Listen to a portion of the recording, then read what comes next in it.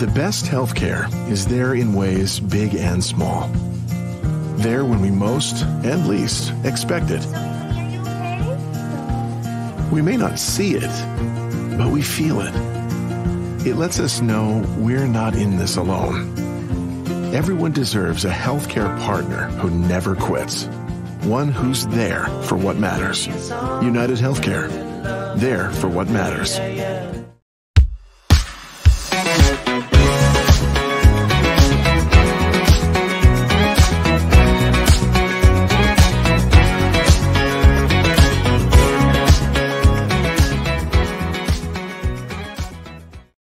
Hey everyone, and welcome back to another week of the Financially Fit Podcast. I am your host, Andre Creighton. I'm super excited to be with y'all again.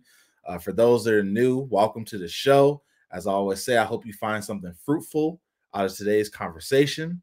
And for those that are returning, thank you for continuing to rock with me.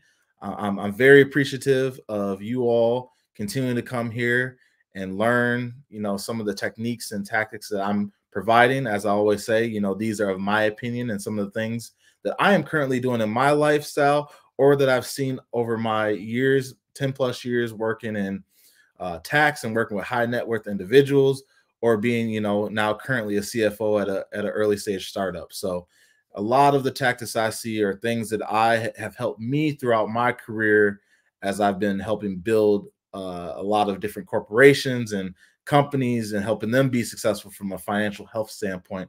And I think a lot of those tactics and ideologies transfer to what you want to do on the personal side of things. So that brings us to our topic today. Our topic today, as you know, it is we're now into October and we're getting close to the end of the year.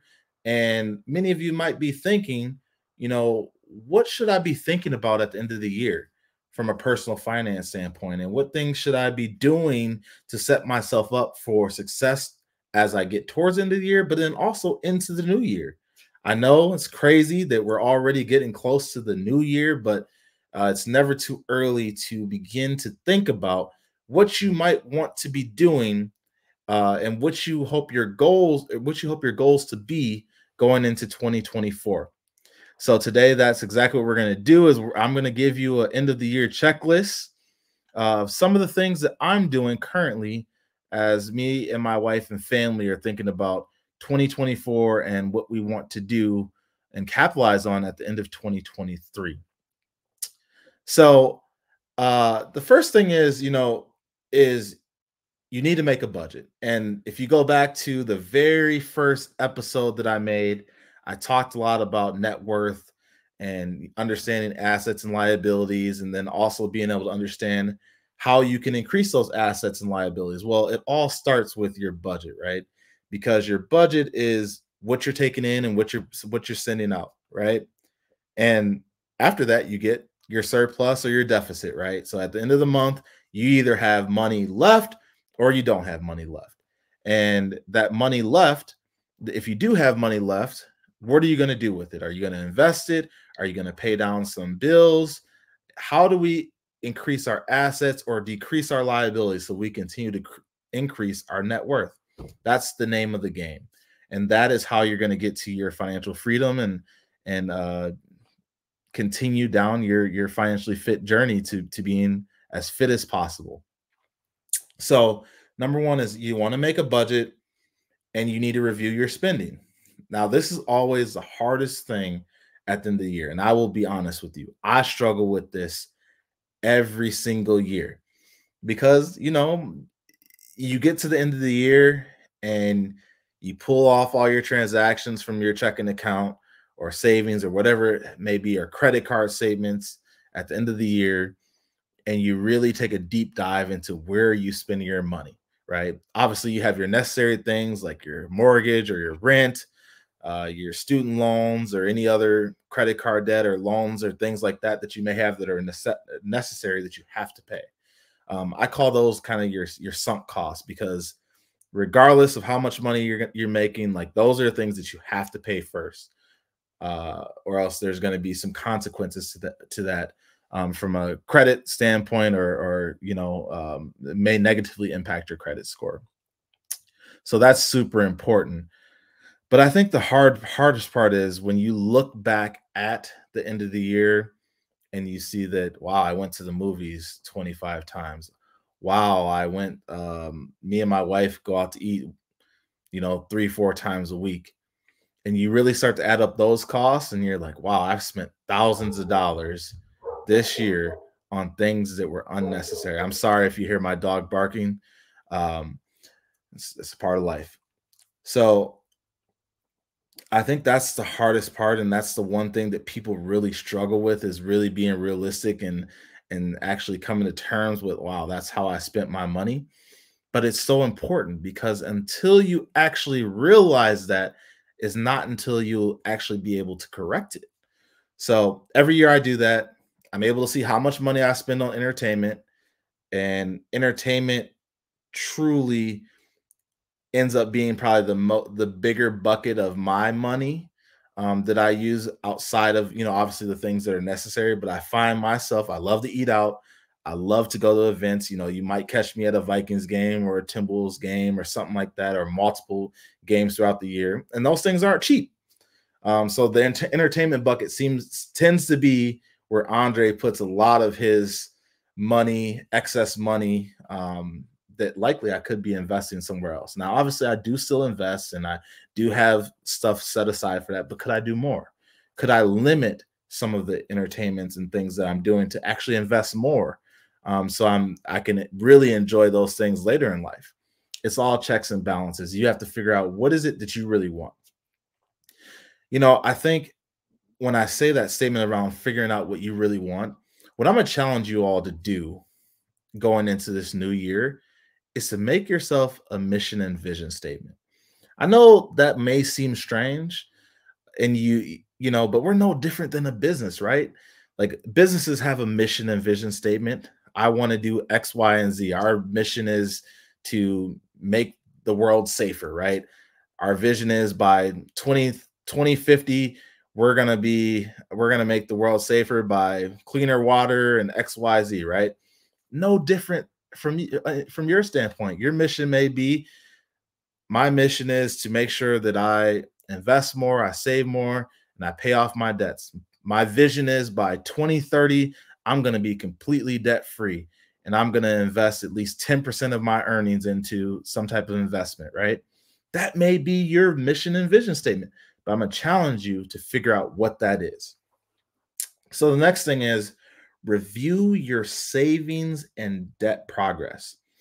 So we talk about, you want to avoid some of that revolving debt as much as possible. So the credit cards, things like that. But sometimes I understand life happens and you can't avoid those things. Car breaks down, you go and get a Firestone card because it's a $3,000 expense you weren't expecting, right? And obviously they get you with those favorable terms. They say, hey, you come get a Firestone card, 18% or 18 months, no interest. And if you pay it off in 18 months, then you didn't incur any interest, right? And it's very attractive, right? And sometimes that may make sense.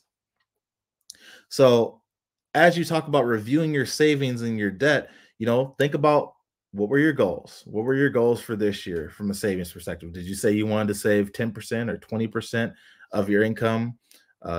Were you able to do that? If you weren't able to do that, what happened throughout the year in your life that caused you to not be able to save it? Was it you overexpending? Was it like some crazy thing happened in life? Was it you got engaged? Maybe you met someone that you weren't expecting, and things moved very, very fast, and you got engaged and you bought a ring, and life just looked completely different from when you put your plan together, right? And that's going to happen, and that is okay. But the key is, you need to understand why. Why didn't you hit those savings goals? Or if you did hit those goals, great job. What helped you be able to hit those savings goals? And how do you utilize that same strategy going into next year to increase that savings goal and hit it again, right? That is the key. The same happens on the debt side. You wanted to pay down X amount of debt by the end of the year. Did you do it? If you didn't do it, why didn't you do it? What caused you not to be able to hit the goal? If you hit the goal, what helped you hit the goal, right? So we can continue to make those changes going into next year as we're setting those goals. That's going to be very important. The other thing is many of us may contribute to a 401k. So number 3 is contribute to your 401k before the end of the year. Many of us may contribute to a 401k, and it's very important that you're contributing to that at the end of the year. Maybe you're going to get a bonus from your company, and you want to contribute more of that to your 401k because it was unexpected. Maybe you didn't think you were going to hit your goal, and you hit your goal. And you want to be able to contribute in that way. So I think that's very important to think about.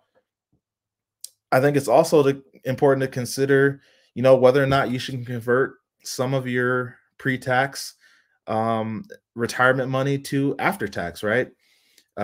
You may be considering a Roth conversion, or you may be considering a backdoor Roth. Maybe you make too much money and you can't actually convert to a Roth account. So maybe you need to create a traditional IRA and then convert it into a Roth account. I'm not going to get into all the granularities of this, but these are all things, if you listen to my other series throughout these podcasts, I've talked about three things you need.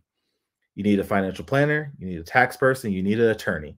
If you have those 3 things, when you're getting towards the end of the year like this, these are the people that you consult with. And that's why it's so important to have these things in place, because there's a lot of things that you may not be thinking about that now you got this big bonus and you're thinking about, well, I'm going to be taxed on this. How do I save on taxes? What is the most optimal way? Well, that's what a tax advisor is for.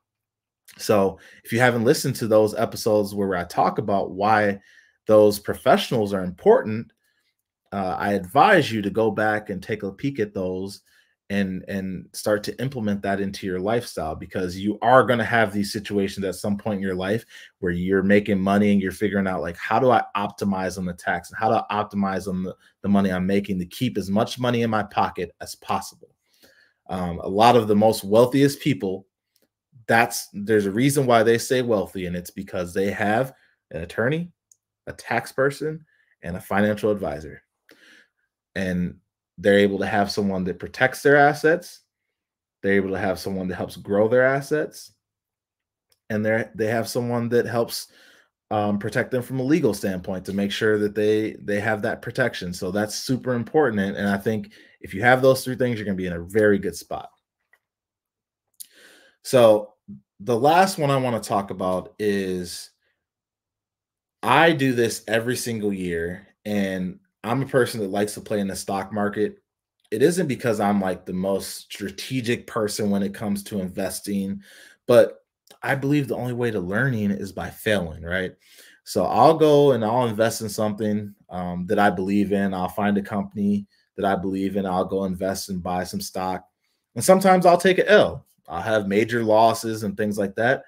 And that's okay, because what we want to talk about is harvesting those tax losses, right? So if you have huge losses, maybe it's at a point where it doesn't fit the theory around your portfolio anymore, and maybe you have lots of gains on other assets, right, or other stocks that you may have. It may be time to sell those losses off and be able to offset the gains that you're going to have from the other stocks, right? So just because you lose in one stock doesn't mean that it's necessarily a bad thing, because it could offset the gains from the several other stocks that you actually hit on. So that's why I love the stock game, because I think I learned the most about myself and what types of companies I care about, while also being able to hopefully make some money. But then if I do lose money, being able to offset the money that I do make. The other thing, I think, here's a tip for you, is that if you do have losses that are greater than $3,000, you can offset your ordinary income by at least $3,000, and whatever's left of the loss, you can then carry it forward to offset any gains in the future. So that's super. I think that's a very valid and important strategy as well, that many people don't know. And once again, if you have a tax advisor, this is something that your tax advisor can help you with. So let's go through the checklist one more time. Make a budget, review your spending, review your savings and debt progress, remembering that you want to understand why you hit your goal or why didn't you hit your goal, because that is what's going to help propel you forward as you continue to increase that goal or decrease that goal, based on, the success that you've had in the past. Contribute to a 401k before the end of the year. So if you have bonuses coming in, it may make sense for you to contribute. I would advise you to talk to your tax person around, whether you should convert some of your pre-tax money to a Roth, which is after tax. Obviously, you're going to be taxed on that. But if you know anything about the marketplace, in 2022, the stock market is down quite a bit. And that continues into 2023. So there may be an opportunity for you to be able to take some of that money that is pre-tax and convert it to a Roth. So you have it after tax money, depending, maybe you're in a lower tax bracket, it might make sense. But your tax advisor can help you think through that strategy and whether it makes sense to you, for you. And then lastly is, harvesting those tax losses. If you play in the stock market, just being able to offset those gains of other stocks that you may have may be a great time to sell and realize those gains if you need some extra money going into the holiday season or going into the new year to help you realize some of the goals you may have. So hopefully you can take this end of the year checklist.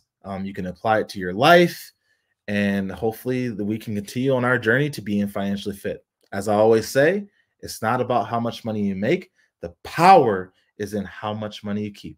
Thank you for rocking with me today.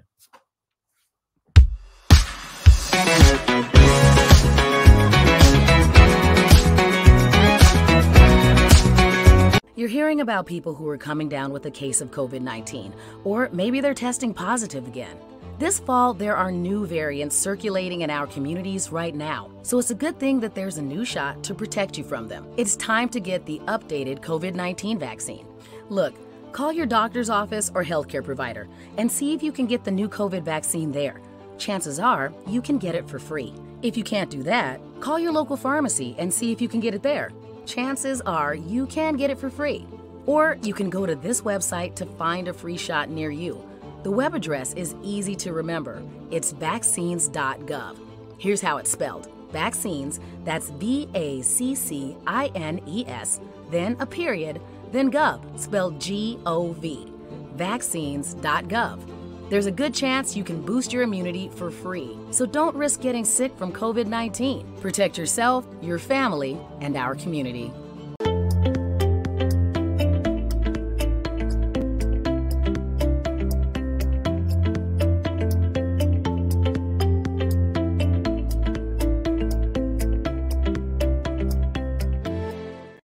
Being a teenager today is a real roller coaster ride.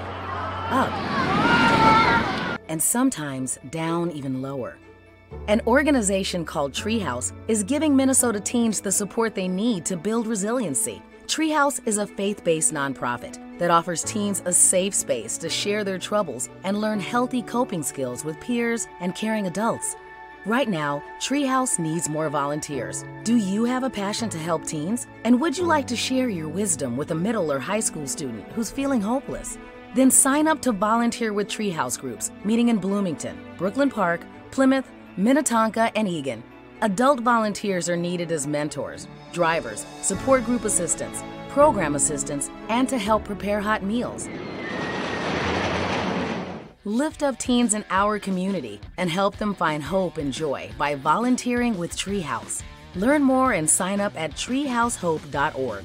Click on the Get Involved tab at the top of the page. That's treehousehope.org.